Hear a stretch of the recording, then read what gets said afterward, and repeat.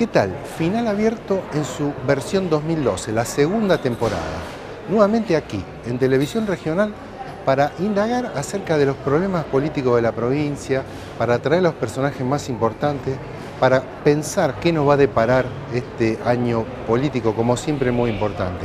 Hoy lo traemos a Luis Rubeo, el presidente de la Cámara de Diputados de la provincia de Santa Fe, un hombre del justicialismo, un hombre que tuvo una disputa durante el verano con otros candidatos, como era la candidata natural María Eugenia Bielsa, la arquitecta, que finalmente no accedió al puesto que se le creía natural, que era el de la presidencia de la Cámara. Entonces Luis Rubeo nos va a contar desde la perspectiva de la oposición provincial, desde la perspectiva del peronismo, cómo se acomoda este año político que ya trae novedades desde el inicio. Luis Rubeo, aquí en Final Abierto, en el inicio de la segunda temporada. No se vaya.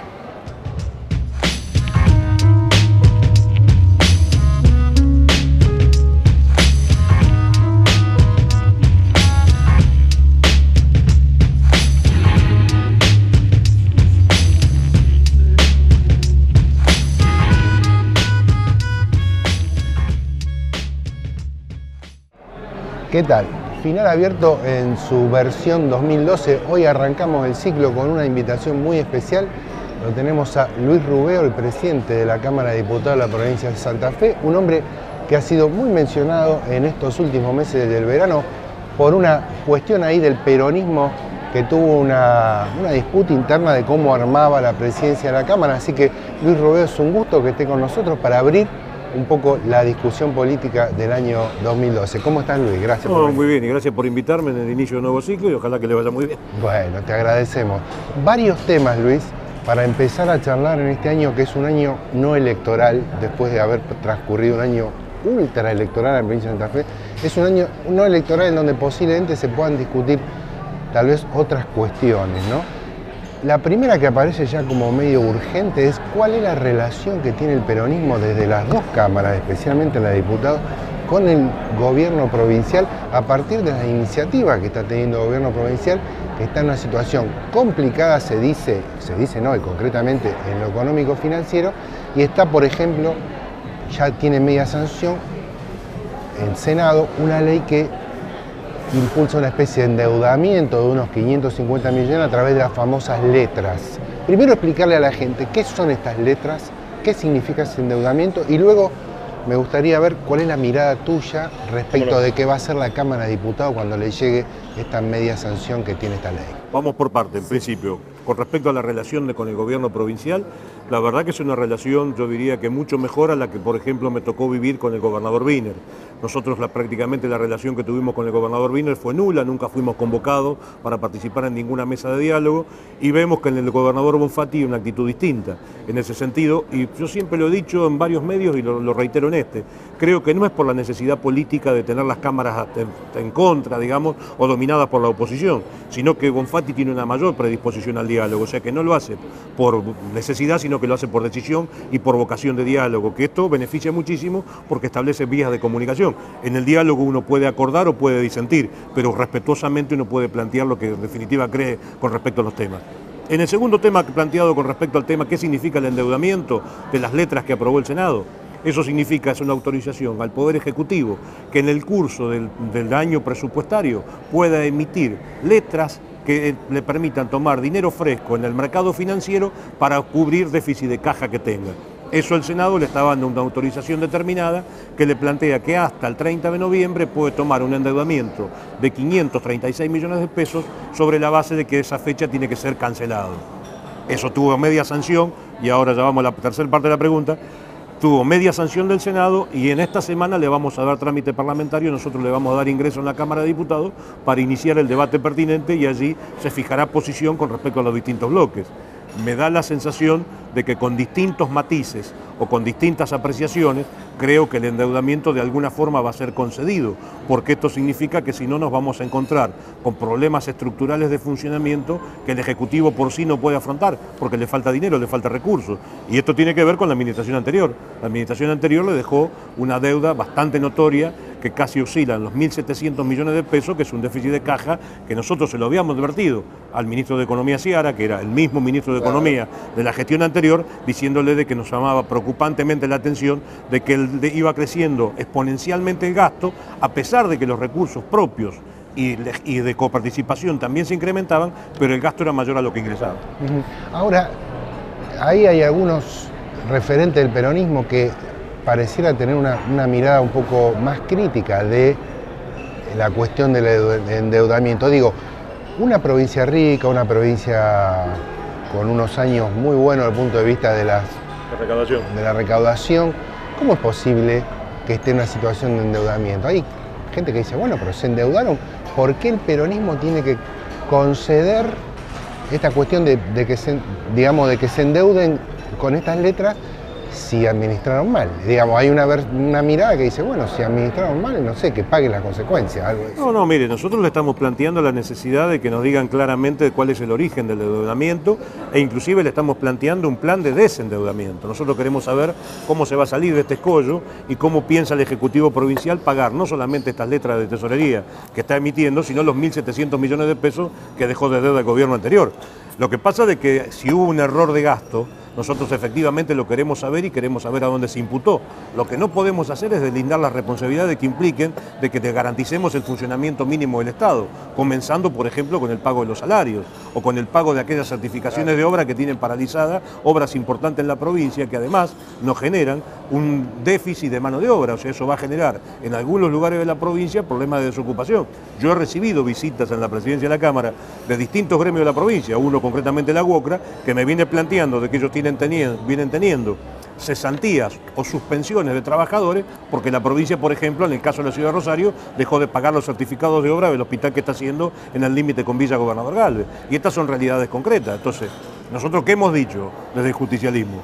Que nosotros vamos a garantizar el normal desenvolvimiento del Estado, planteándole de que el gobierno, que fue legítimamente elegido por la voluntad popular, no se encuentre con escollo de gobernar. Ahora, lo que también nosotros queremos saber como oposición es legítimamente cuáles son estos errores de gasto que fue cometiendo fundamentalmente la administración del doctor Wiener, que le dejan esta herencia al doctor Bonfatti. Esta es la situación que se vive hoy en el marco del justicialismo. La visión crítica del justicialismo creo que la comparten todos los dirigentes. Lo que pasa que sí. Me refiero a unas declaraciones que salen ayer en el Diario de la Capital o en estos días en el Diario de la Capital respecto, por ejemplo, del diputado nacional, el Cachi Martínez, que plantea una situación muy fuerte, como que da a entender de que hubiera una especie de acuerdo un poco espurio entre los senadores del justicialismo y el gobierno provincial. Una posición que sorprendió. La verdad que no tengo esa visión, yo tengo una visión absolutamente distinta. Creo que el Senado, legítimamente ejerciendo lo que significa la representación de los territorios, ha planteado también una necesidad que vienen planteando los municipios y comunas. O sea, los municipios y comunas de la provincia están teniendo problemas de caja también, con un agravante, que los municipios no pueden generar el cobro de tributos, sino que lo que pueden hacer es generar una cobra de tasa por servicio. O sea, pueden cobrar por la recolección de la basura, no pueden cobrar un impuesto porque las cuentas no les cierren y dependen de los recursos de coparticipación. Entonces también hay un reclamo por parte de los intendentes y yo creo que esto ha tenido mucho que ver en la decisión que tomó el bloque de senadores. Y habrá que ver ahora en el marco de los bloques de diputados cuál es la posición que se lleva. Yo sé que la opinión del diputado Martínez es altamente respetable porque además él tiene ascendencia sobre un grupo de legisladores provinciales que pertenecen a su espacio político, pero también habrá que ver qué piensan el resto de los bloques del justicialismo para llegar a una posición común, si es que se puede. Y si no, cada uno tomará a libertad de conciencia cuál es la posición política que quiere entender. Desde mi situación particular como presidente de la Cámara, yo lo que tengo que garantizar es la posibilidad de que todos los sectores políticos participen en una discusión plena.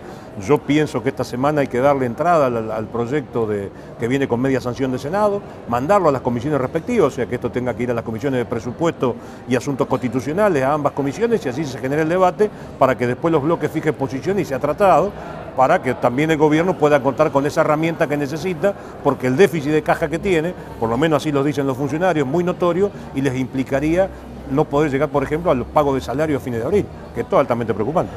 Ya que hablamos de plata y hablamos de tirarle o no al contribuyente sobre su espalda determinado peso, se me ocurre introducirnos en el tema de esto que se está hablando en estas semanas, que es la reforma tributaria. Si estuviera en manos de Luis Rubeo, pues llevar a cabo una reforma tributaria, por lo menos en el trazo grueso, hay una creencia, me parece, con razones de que esta provincia no cobra impuestos como debería cobrar a algunos sectores, por ejemplo, el famoso inmobiliario rural, que es de un bajísimo impacto. Digo, ¿cuáles son los puntos que con más urgencia habría que renovar en términos de cobrar impuestos de otro modo? Le contesto claramente. Usted sabe que yo, antes de ser presidente de la Cámara, presidente del bloque del Frente para la Victoria hasta el año pasado, y nosotros allí teníamos una visión particular en este sentido. Nosotros decíamos que, y coincidíamos con el gobernador Wiener, de que aquel que más tiene, el que más tiene que pagar. Lo que pasa es que cuando decimos esto lo planteamos para todos los sectores económicos de la provincia. No solamente se puede cargar presión tributaria sobre un sector y dejar a otro, porque ha habido, por lo menos de nuestra visión, que en los últimos años, en los últimos 8 o 9 años de la actividad económica argentina, ha habido sectores que le ha ido muy bien en lo que significa su crecimiento y su desarrollo, y a otros no tanto. Entonces, allí el gobierno provincial, o la mirada que tendría yo, sería de que tengo que ejercer un régimen de promoción, a lo mejor en el caso de la industria, para la pequeña y mediana industria, pero aquella industria que ha tenido ganancias notables y ostensibles, porque ha generado puestos de trabajo, porque la comercialización de determinados productos en el mercado interno ha crecido, porque hemos ganado algún espacio en las importaciones, a lo mejor sí yo le tendría una mirada de cargar alguna presión tributaria en ese sector, aunque sea testimonial, pero para comenzar a ver de qué manera equiparamos esto de que el más tiene que pagar. Y cuando decimos a todos los sectores, usted recordará que la reforma tributaria ya se discutió en 2 oportunidades en la Cámara de Diputados y en la Cámara de Senadores. ¿En qué no nos pusimos de acuerdo en aquella oportunidad? Claro, el justicialismo no acordó. Claro, no nos pusimos de acuerdo fundamentalmente en 2 cuestiones. Una que tenía que ver con que nosotros decíamos que el inmobiliario rural tenía un ostensible atraso. No puede ser de que una hectárea, que todos sabemos que en el mercado comercial, en la zona del departamento General López, Venado Tuerto, vale $25.000, el valor fiscal sean $2.000 y tribute por eso. Usted me dirá, sí, está bien, no es lo mismo el valor que tiene en Venado Tuerto que tiene en Florencia o en Villocampo, es correcto, pero si nosotros segmentamos podemos hacer un aumento escalonado de acuerdo a la rentabilidad. ¿Es posible segmentar? Sí, se puede hacer porque además hay una comisión de evaluadora fiscal que tiene el gobierno que va haciendo un seguimiento entre lo que es el valor del mercado y el valor fiscal. Y nosotros de allí podíamos sacar un promedio, por lo menos ponderar, una suba en el inmobiliario rural. Y en ese momento el gobierno de la provincia, el doctor Wiener, no estaba de acuerdo. Hoy, por lo menos por las declaraciones del gobernador Bonfatti, sí estaría dispuesto a actualizarlo. Pero no solamente en el incremento que uno aplica sobre el impuesto, sino sobre las alícuotas, lo que significa cuál es el valor que tiene fiscalmente esa hectárea. Entonces, que no puede ser más de $2.000 en ningún caso, digamos. Y hoy no es casi en ningún caso supera eso, y hay hectáreas que uno sabe que en el mercado financiero o en el mercado inmobiliario están en el orden de $24 o $25.000 y tributan $150 por año. La verdad que me parece que eso no es correcto. Ese es un tema. Y el otro tema tenía que ver con la actividad económica. En la actividad económica el gobierno del doctor Wiener quería cargar presión solamente sobre la industria. Y nosotros esa fue la gran discusión con el justicialismo el año pasado. Esa fue la gran discusión que nosotros tuvimos el anteaño pasado en la Cámara con respecto a este tema. ¿Qué es lo que nosotros le decíamos? Usted recordará que venimos sufriendo una crisis financiera a nivel mundial bastante importante y que Argentina, dentro de todo, por las políticas económicas que viene llevando el gobierno nacional, que de nuestro punto de vista son exitosas, de alguna manera la venimos menguando. Entonces, cargar sobre toda la industria nos parecía que no era lo correcto, que teníamos que separar a la pequeña y mediana empresa porque además son las que mayor generadoras de empleo, son las que más rápidamente incorporan ante la necesidad personal para trabajar, y esto nos parece que es importante porque baja los niveles de desempleo y aumenta la inclusión social. Entonces, en ese sentido, ¿qué decíamos? Pongamos un piso de tributación. ¿Nosotros qué sugeríamos? Establecer un piso de que fuera alrededor de los 60 millones de pesos los que facturaran por encima de ese monto anualmente, a esas sí le cargáramos. Pero también incorporar a los sectores agropecuarios y fundamentalmente a los sectores agropecuarios exportadores, de que vienen teniendo notorias ganancias y que sin embargo no pagan absolutamente un peso en lo que significa la tributación. Y ahí sí decíamos que coincidíamos con el doctor Wiener que decía, no puede ser que el kiosquero de la esquina de mi casa pague ingresos brutos y no pague Cargill, o no pague Dreyfus, o no pague aceitera de esa. Y nosotros coincidimos. Ahora, él en ese proyecto no los incluía. Como pronóstico así, también grosso modo, ¿podemos pensar que este año va a salir finalmente esa reforma tributaria o no? ¿Cómo lo dirían? Yo creo que sí, creo que además Si el Ejecutivo dice y el ministro Galassi dice que están llevando conversaciones con algunos sectores, supongo que en esas conversaciones también va a incorporar a la Cámara de Diputados y el día que decidan mandar un mensaje es porque mínimamente tiene algún marco de acuerdo. No creo que el doctor Bonfatti quiera comenzar su administración en una discusión tan de fondo como esta perdiéndola. Se vienen las elecciones internas del Partido Justicialista de la provincia de Santa Fe. ¿Cómo son las perspectivas? Porque hay algunos candidatos que tienen, parece, interés de presentarse aún por afuera del acuerdo grande que están haciendo muchos sectores detrás de la figura de José Luis Freire, el intendente de Venado Tuerto. ¿Cómo son las perspectivas de cara, creo, al 20 de abril, en los próximos días que se está cerrando este proceso? Lo primero que hay que hacer es tratar de agotar toda la distancia de diálogo, pero me parece que es legítimo que haya dirigentes que tengan vocación de presidir una fuerza política, sobre todo como en Santa Fe, como es la del peronismo, pero habría que tratar de poner el interés personal en función del interés colectivo. Y en ese sentido creo que habría que hacer todos los esfuerzos para que acordemos un Consejo Ejecutivo que llegue por consenso, porque además la contundencia de los apoyos que está recibiendo el intendente Venado Tuerto, concretamente el intendente Freire, son tan elocuentes que yo no tengo ninguna duda que en una confrontación interna se va a imponer mayoritariamente dentro del justicialismo. Entonces, llevarnos a un proceso de desgaste, como es un proceso interno, que además se tendría que llevar adelante la elección el 27 de mayo, si nosotros tenemos a la mayoría de los intendentes y presidentes comunales que apoyan a Freire, los bloques de senadores apoyan a Freire, los bloques de diputados apoyan a Freire, los principales dirigentes de la provincia apoyan a Freire, el movimiento obrero apoya a José Luis Freire. Me parece que son elementos que hay que tener en cuenta y también Freire lo que tendrá que hacer es convocar a esos compañeros que tienen vocación de participar a una mesa para que se integren a un futuro Consejo Ejecutivo, entendiendo la realidad y las particularidades de cada uno, porque también si hay un sector mayoritario que impulsa una candidatura, esto lo está llevando a Freire, que también establezca una determinada cantidad de compromisos. Entonces, no se puede desvestir un santo para vestir otro. Entonces, yo se lo decía fuera de cámara a usted y lo sigo sosteniendo. Todas las alquimias políticas de acá hasta el 20 de abril, que es el día de cierre de listas, son válidas. Ahora, si uno presenta la lista el 20 de abril a la noche, es para ir a competir, no para que después el 21 abrimos una instancia de negociación, entonces si hay dos listas, partimos por mitades, porque esto no es así. Entonces nosotros en ese sentido nos parece de que hay que agotar todo el diálogo hasta el 20 a la noche, pero una vez que el diálogo se agotó, si hay que ir interna, nosotros no tenemos ningún problema. Yo en Rosario soy el secretario general del partido y surgí de elecciones internas y cuando fuimos ganamos por mayoría y minoría. O sea, no es que tenemos problema en participar de un proceso interno. Los que creemos que en la coyuntura política que estamos viviendo, en la situación especialísima que tiene el peronismo santafesino, sería prudente que se llegara a un Consejo Ejecutivo que fuera producto del acuerdo y no producto de la confrontación. Veremos si lo logramos. Ahora, Luis, el peronismo tiene un desafío muy importante en la provincia de Santa Fe, porque está compuesto por una cantidad de sectores, como también decíamos antes, no hay ningún liderazgo exclusivo ni excluyente. Ahora, tiene un vínculo con la sociedad que me parece que de algún modo tiene que recomponer o restablecer. Tuvo fugas importantes el año pasado con la emergencia del PRO. ¿Cómo va a ser el peronismo, más allá de esta cosa de acuerdo entre todos los dirigentes, para establecer algún vínculo nuevo con la sociedad? Digo, el año pasado, estoy pensando, a principios del año pasado, en un congreso, el peronismo se estableció ponerse todo de algún modo bajo el paraguas de Cristina Fernández de Kirchner, pero después en la práctica eso no se verificó. Hubo gente que estuvo en ese congreso que a los pocos meses terminó trabajando para otra cosa. ¿Cómo hacer en el año 2012 para repensar esa cuestión y que no termine ocurriendo lo mismo, ¿no? Lo primero que hay que entender es que el justicialismo es un movimiento nacional y que por ende tiene una conducción establecida.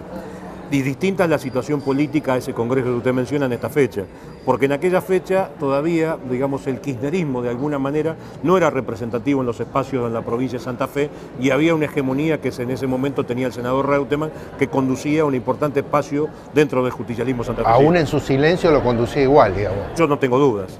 Creo que además sigue siendo una figura importante que por decisión propia ha decidido excluirse y será una decisión de él. Ahora nosotros no podemos seguir esperando y en este sentido hay un hecho que hay que tener en cuenta. Cristina Fernández de Kirchner en la provincia de Santa Fe se impuso en las elecciones primarias y se impuso en las elecciones generales. Esto que manifiesta que hay un importante segmento de la sociedad santafesina que está identificada con las políticas que expresa el gobierno nacional. Entonces pensar en un justicialismo provincial que no está identificado con estas políticas es el primer error. Nosotros los peronistas santafesinos tenemos que entender que el justicialismo santafesino se tiene que encolumnar detrás de las políticas que se fijen dentro del lineamiento nacional.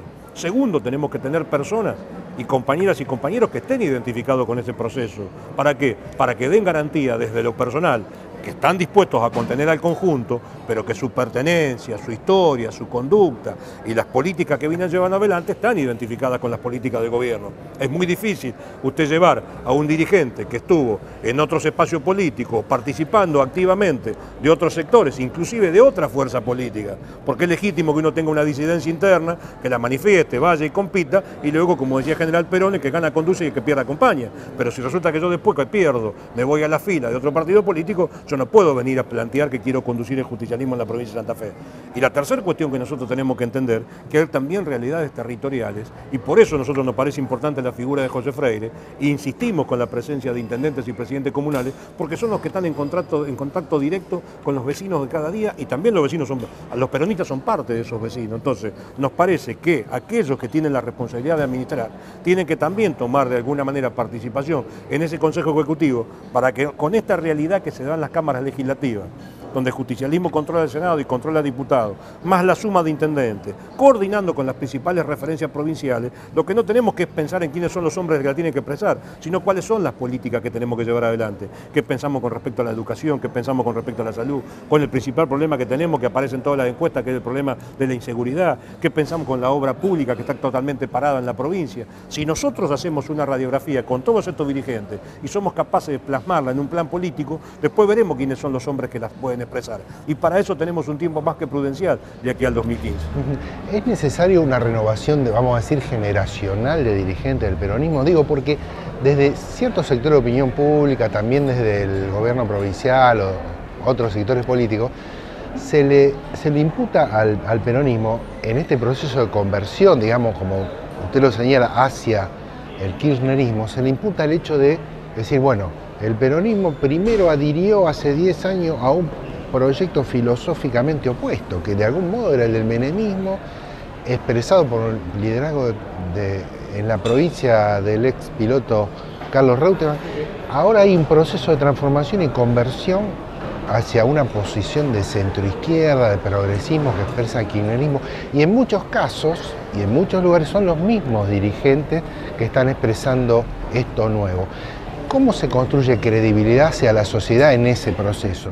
Bueno, por eso yo también en una parte del desarrollo anterior, de la pregunta anterior que dije, de que teníamos que tratar de garantizar con dirigentes que por conducta, por historia, por trayectoria y por identificación política comulguen las mismas ideas que hoy expresa el gobierno nacional y que expresa el justicialismo a nivel nacional.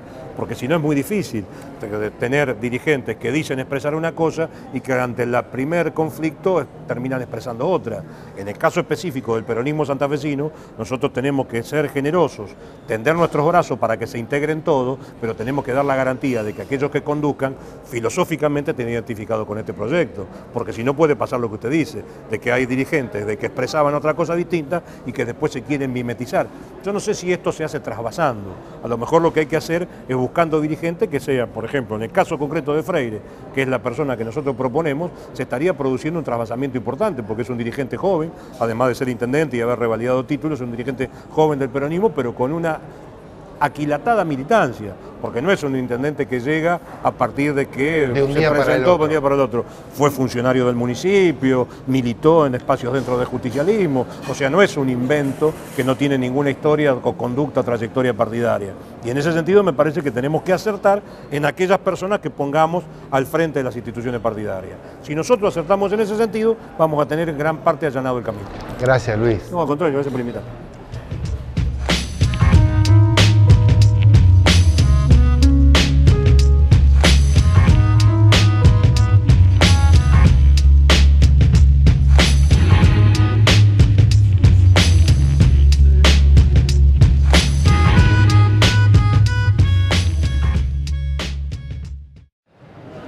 Bueno, le agradecemos entonces al presidente de la Cámara, Luis Robeo, que haya estado aquí para contarnos cuál es su perspectiva respecto de cómo se debe organizar esa oposición que es el peronismo, una oposición que tiene muchos sectores, un poco fragmentada, pero que justamente en la cabeza del presidente de la Cámara ha logrado de algún modo ir tejiendo una unidad para mostrar a esa fuerza diversa que es el peronismo santafesino en una perspectiva de futuro. Luis Robeo nos habló de cómo actuar el peronismo respecto de lo que ofrezca o de lo que proponga el Ejecutivo Provincial y en todo caso nos aclaró cómo va a ser este año 2012, donde la provincia de Santa Fe, en cabeza de Antonio Bonfatti, tiene muchas cuestiones por resolver, sobre todo el orden financiero, el orden económico, porque los números no están muy bien ni en la provincia y tampoco en la Argentina en general, porque se trata de una época difícil en el plano económico para el mundo entero. Bueno, esto fue Final Abierto y los espero la semana que viene. Gracias.